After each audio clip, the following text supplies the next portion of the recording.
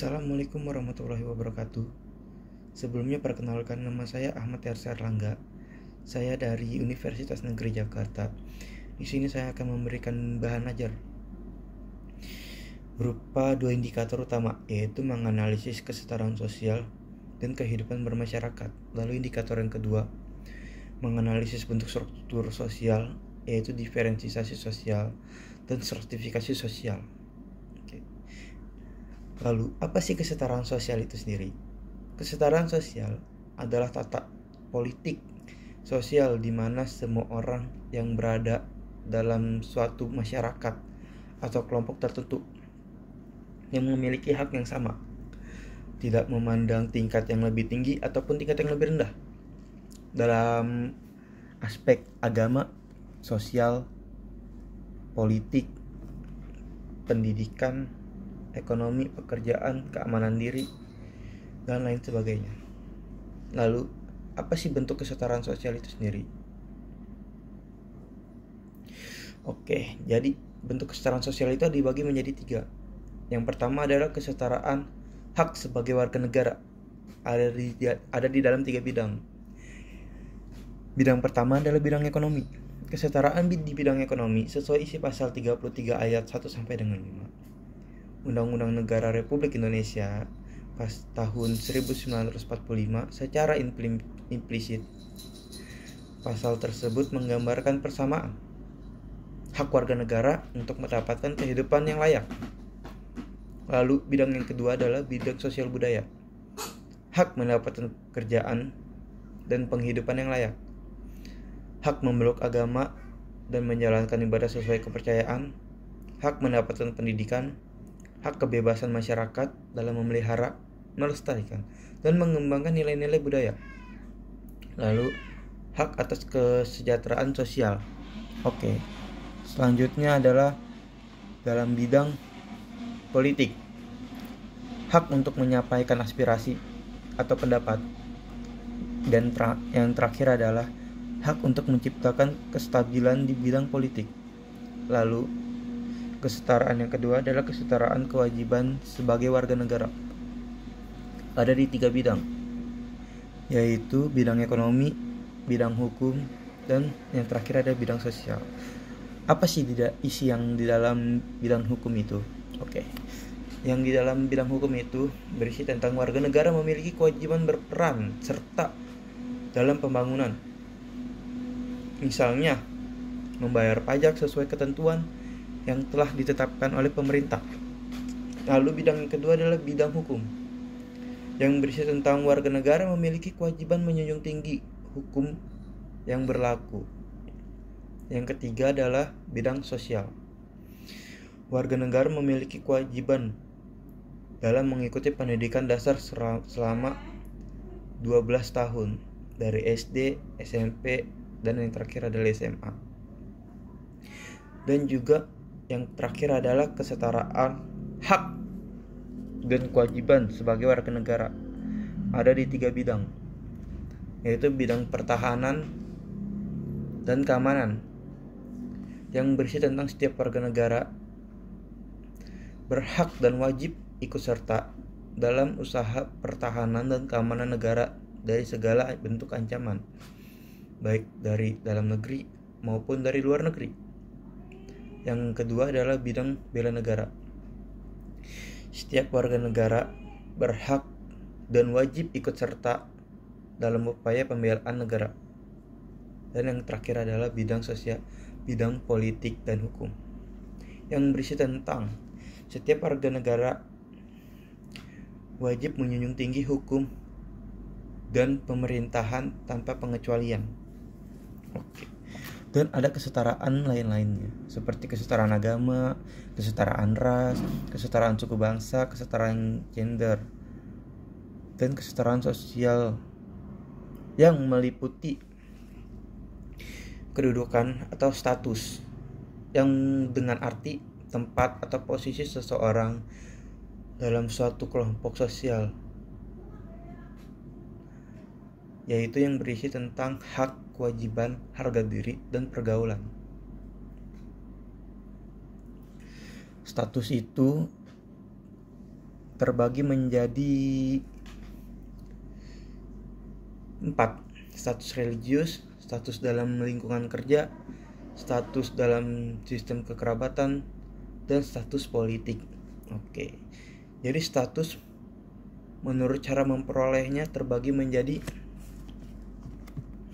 3, yaitu ascribed status karena kelahiran dan keturunan, ascribed status karena adanya usaha yang dilakukan, assign status karena penghargaan atau pemberian dari pihak lain atau jasa-jasa tertentu. Oke. Lalu selanjutnya adalah peran sosial atau role dalam aspek yang dinamis dari kedudukan atau status. Apabila seseorang telah menjalankan hak dan kewajiban sesuai dengan kedudukannya, maka ia telah melaksanakan suatu peran. Suatu status pasti memiliki sejumlah peran yang melekat padanya. Sedangkan peran tidak mungkin ada tanpa status. Jadi, dapat disimpulkan bahwa status dan peran tidak dapat dipisahkan antara satu dengan yang lainnya. Lalu selanjutnya adalah mobilitas sosial atau mopsos, dengan arti perpindahan posisi seseorang atau kelompok dari lapisan satu ke lapisan yang lain. Lalu apa sih jenis-jenis mopsos itu sendiri? Mopsos horizontal, yaitu perpindahan seseorang atau kelompok dalam lapisan sosial yang sama. Lalu mopsos vertikal, perpindahan status sosial seseorang atau kelompok pada lapisan sosial yang berbeda. Lalu selanjutnya adalah social climbing,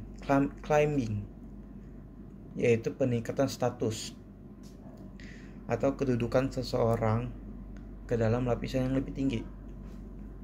Oke, social climbing memiliki 2 bentuk, yaitu kenaikan pangkat seseorang ke golongan yang lebih tinggi. Semisal seorang wali kota yang kemudian menjadi gubernur, terbentuknya suatu kelompok baru yang lebih tinggi dari lapisan yang sudah ada.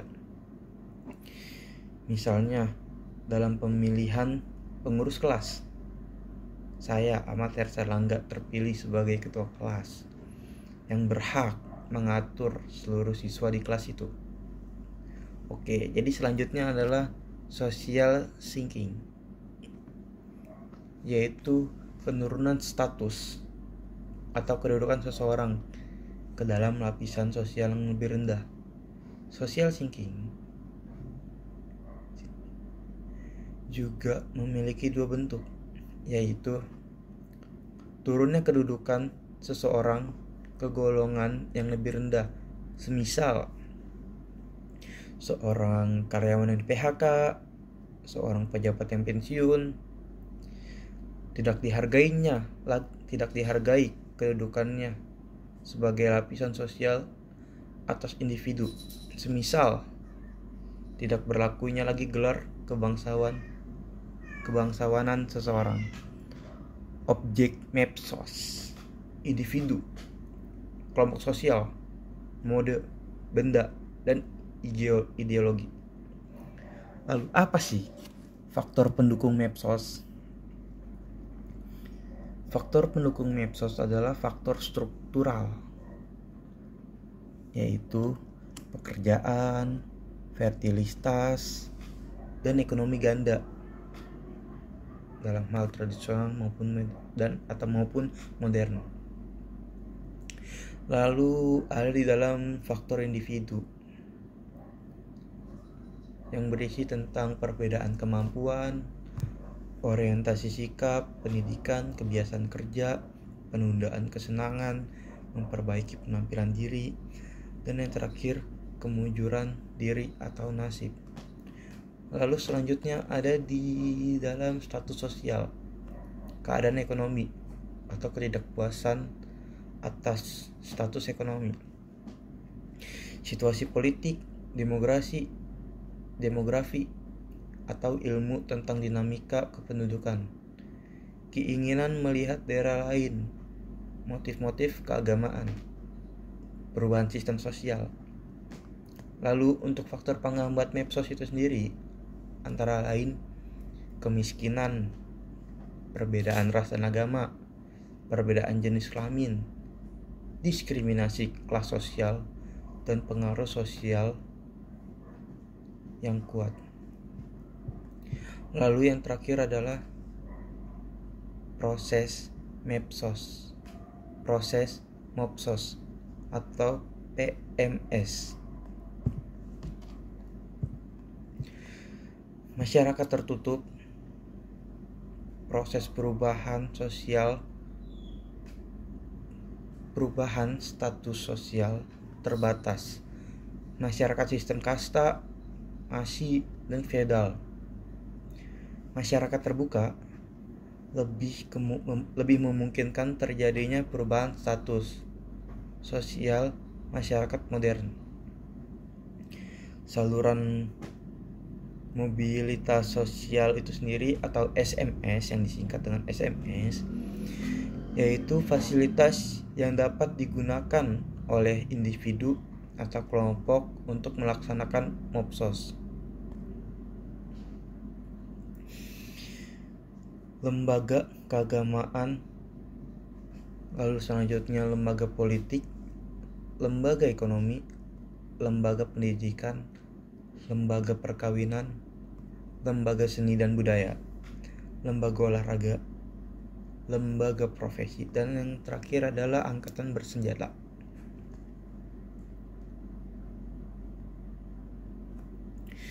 Lalu selanjutnya adalah mobilitas intragenerasi,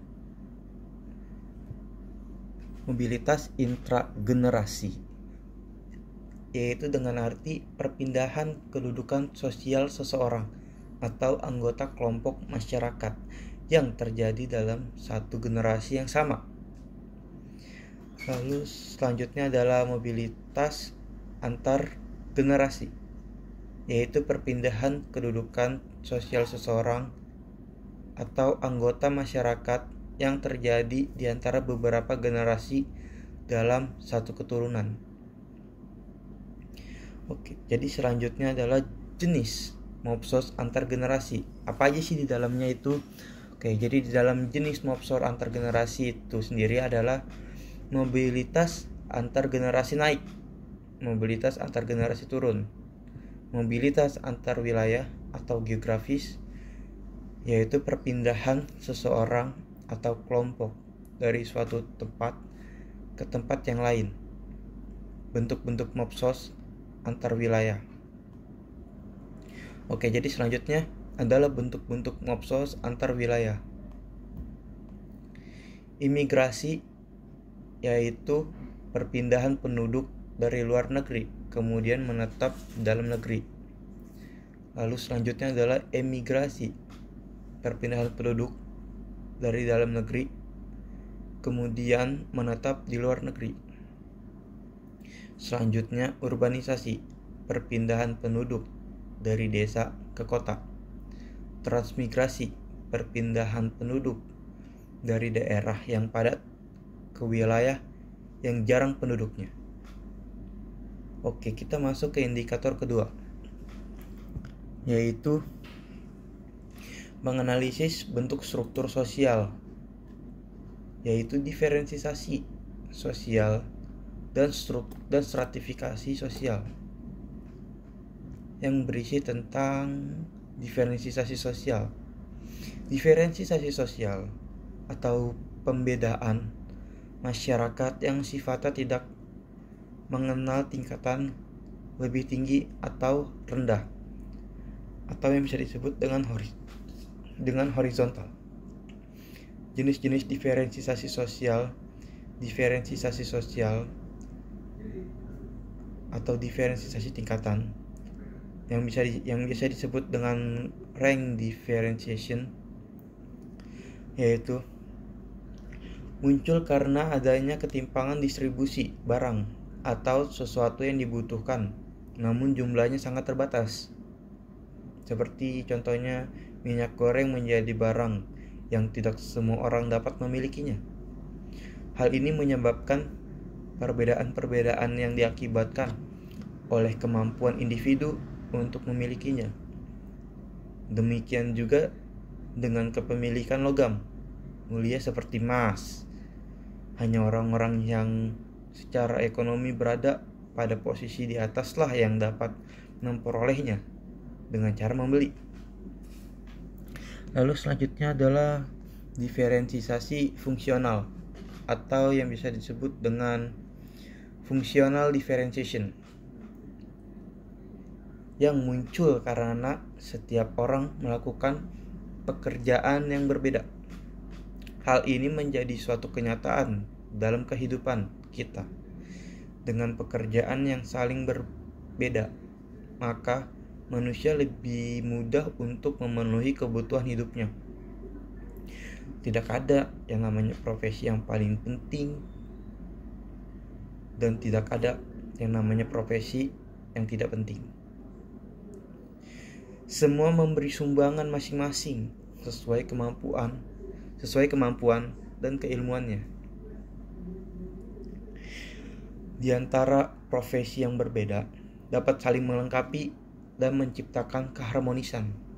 Sebab setiap individu pasti memerlukan keterampilan dari orang lain dalam rangka memenuhi kebutuhannya. Kita adalah makhluk sosial yang saling membutuhkan antara satu dengan yang lainnya untuk melanjutkan kehidupan kita. Oke. Yang selanjutnya adalah diferensiasi adat atau custom differentiation. Muncul karena adanya aturan berperilaku yang berbeda menurut situasi tertentu. Setiap daerah di Indonesia memiliki tradisi yang berbeda-beda dalam hal menyajikan makanan. Misalnya, ada yang dengan cara dihidangkan di atas meja dengan lengkap dengan peralatannya, tetapi ada juga yang dihidangkan di atas tikar dengan cara duduk bersila atau ngamper. Kalau yang dihidangkan di atas meja dengan lengkap dengan peralatannya itu biasanya berada di dalam nasi padang kayak prasmanan. Oke. Lalu selanjutnya adalah bentuk diferensiasi sosial. Diferensiasi sosial berdasarkan agama atau religius atau keyakinan, suatu sistem terpadu yang berkaitan dengan praktik dan berhubungan dengan hal suci atau sakral. Lalu unsur agama itu berisi tentang emosi keagamaan, sistem keyakinan, penegasan keyakinan, tempat ibadah, lalu dan tentu saja ada umatnya. Lalu selanjutnya adalah berdasarkan ras. Himpunan manusia yang memiliki ciri fisik bawaan yang sama meliputi aspek biologis, warna rambut, warna kulit, bentuk tubuh, warna mata, dan lain sebagainya, termasuk peran dan kebiasaan. Menurut Al-Kreber, ras Mongoloid sebagian besar tinggal di wilayah Asia, sebagian juga ada di wilayah Eropa, dengan ciri-ciri rambut hitam lurus atau leitoris, kulit kuning langsat atau sawo matang dengan mata agak kecil atau sipit, ukuran tubuh sedang, hidung kecil.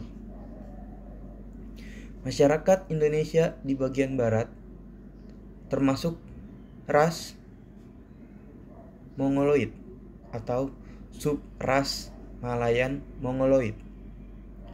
atau yang biasa kita sebut dengan ras Melayu. Lalu selanjutnya ada ras Kaukasoid. Ras Kaukasoid adalah ada di daerah masyarakat Eropa sampai dengan yang lebih tepatnya di Amerika. Ciri fisik adalah kulit putih kemerahan, hidung mancung, rambut berwarna atau blond dengan mata berwarna.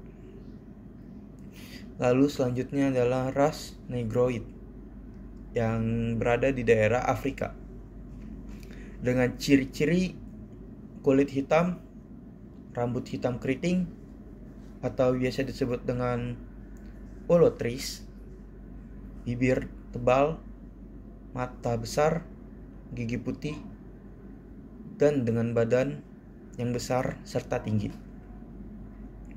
Masyarakat Indonesia bagian timur biasanya berada di dalam ras melanosoid. Lalu selanjutnya adalah ras Australoid yang berada di daerah Australia dengan yang ada di masyarakat aborigin dengan ciri-ciri kulit hitam, rambut keriting hitam, mata besar, dan dengan badan yang besar serta tinggi. Lalu selanjutnya adalah ras khusus yang jarang sekali kita jumpai. Biasanya ada di pedalaman. Seperti contohnya adalah ras Bushman, ras Bushman yang berada di pegunungan Kalahari. Selanjutnya ada ras Polinesia yang berada di Asia atau Mongoloid. Lalu selanjutnya ada di ras Ainu yang berada di Asia atau Mongoloid Jepang atau penduduk asli kepulauan Hokkaido.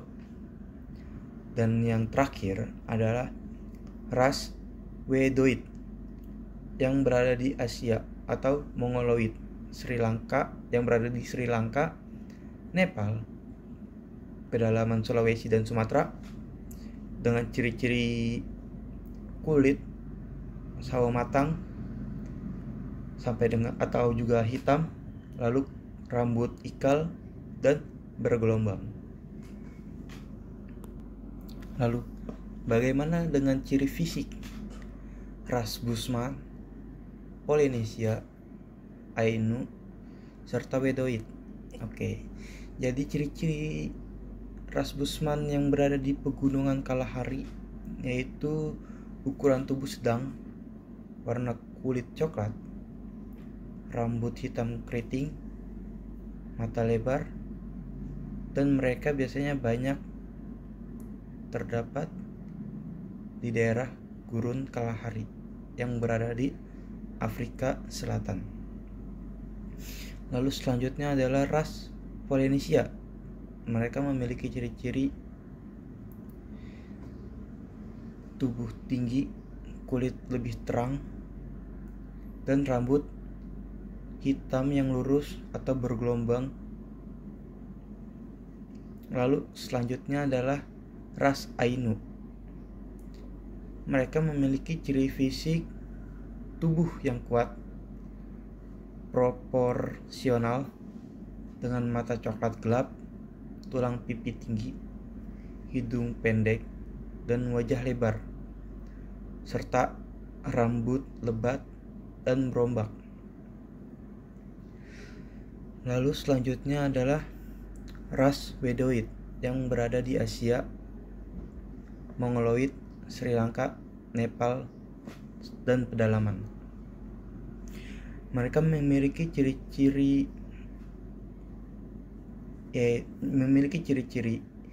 yaitu berbadan tegap, kulit coklat hingga hitam, rambut hitam, tidak terlalu tinggi, dan rambut ikal. Baik, sekian penjelasan dan bahan ajar yang telah saya jelaskan.